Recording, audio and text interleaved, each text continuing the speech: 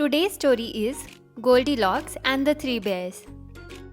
Once upon a time, there were three bears who lived together in a house of their own in a wood. One of them was a little wee bear, and one was a middle-sized bear, and the other was a great big bear.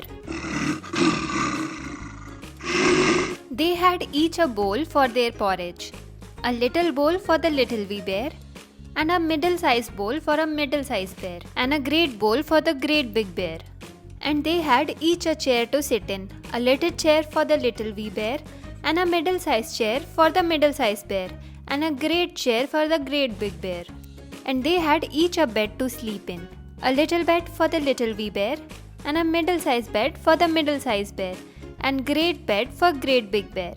One day, after they had made the porridge for their breakfast and poured it into their porridge bowls, they walked out into the wood while the porridge was cooling, that they might not burn their mouths by beginning too soon, for they were polite, well-brought-up bears.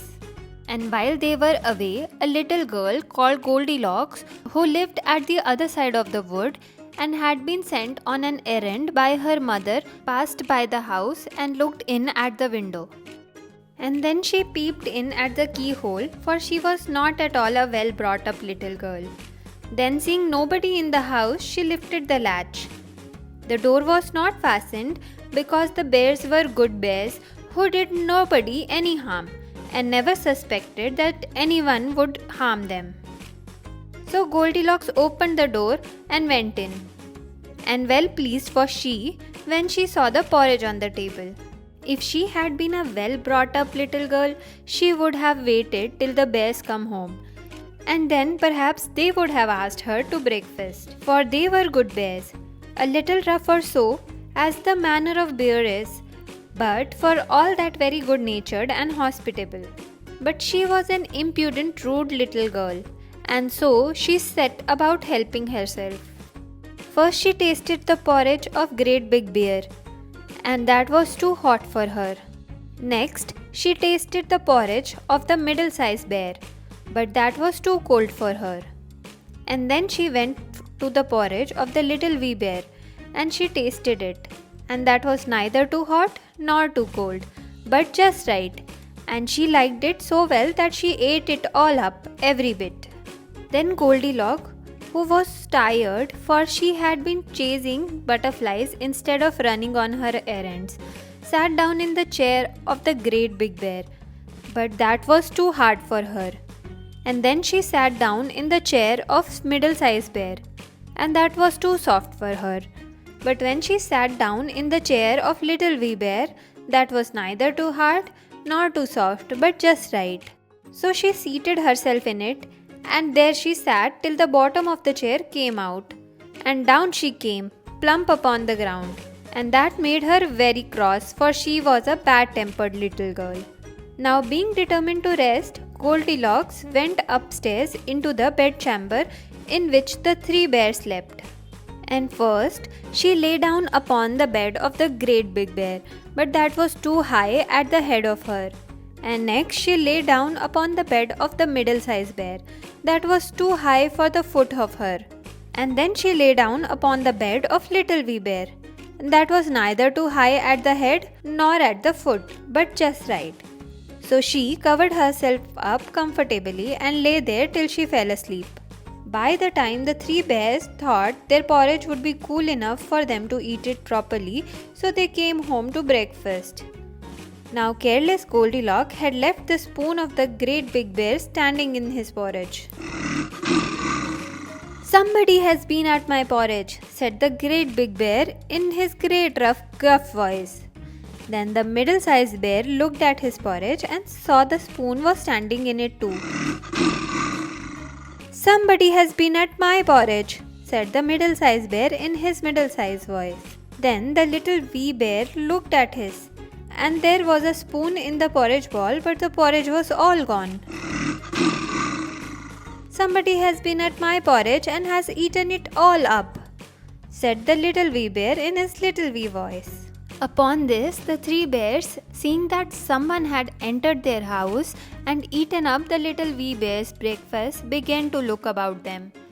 Now the careless Goldilocks had not put the hard cushion straight when she rose from the chair of the great big bear. "Somebody has been sitting in my chair," said the great big bear in his great rough gruff voice. And the careless Goldilocks had squatted down the soft cushion of the middle-sized bear.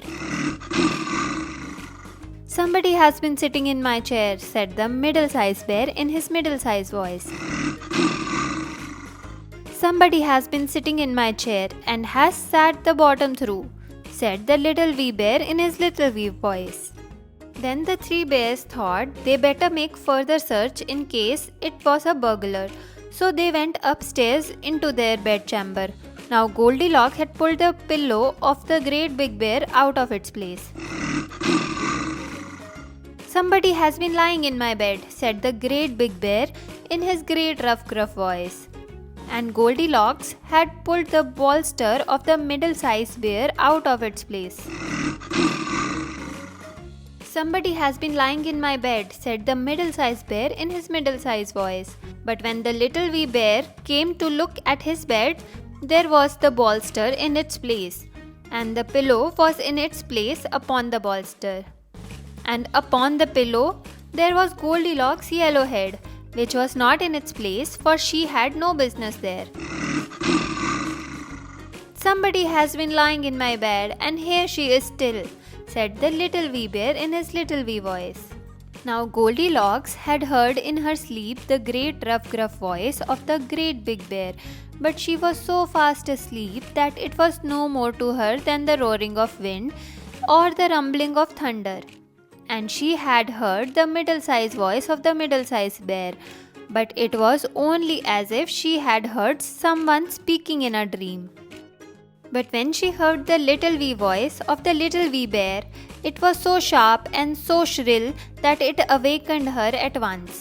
Up she started, and when she saw the three bears on one side of the bed, she tumbled herself out at the other and ran to the window. Now the window was open because the bears, like good tidy bears as they were, always opened their bedchamber window when they got up in the morning.